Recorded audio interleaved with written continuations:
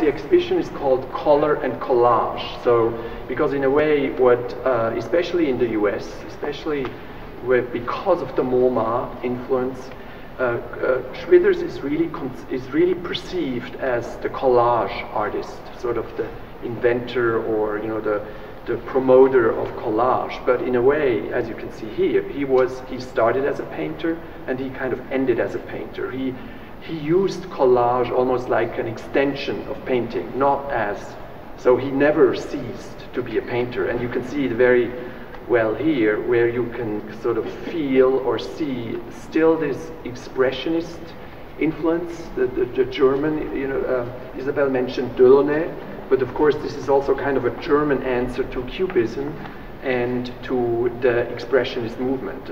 It is of course not expressionist anymore, but the patina, the sort of the color, this emphasis on green is a very anti sort of Cubist take on Cubism in a way.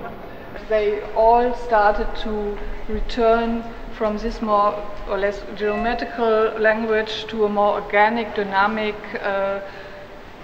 style with curves and organic shapes. So that's in a way not so unique then, but this combination of pieces, rough wood things nailed, you recognize here each nail, on a painted surface, that's a typical Merz principle. He never gave up.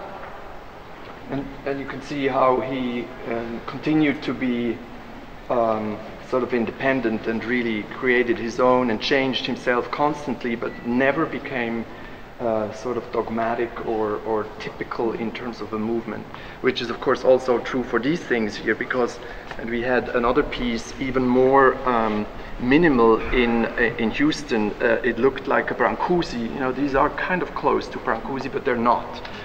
There again, this little dog is almost it's almost an insult to constructivists, because they would never do anything narrative like that or give this kind of indication of representational content. And yet he does that because he doesn't care. He wants, he changes constantly, and he just never. And maybe we should say that Schwitters is really a totally. He was a man who did everything. I mean, he was a poet, he was a graphic designer, he was a performer of unbelievable talent. He was an unbelievable communicator. Although he was so alone in a way, he always connected people. He connected with everyone. Sometimes he was not taken seriously. He didn't care. So there's this unbelievable sense of creativity that is very radical. It's like, if you like the work of Dieter Roth, for example. I mean, Schwitters was like that, or even so he was always this extremely creative maverick.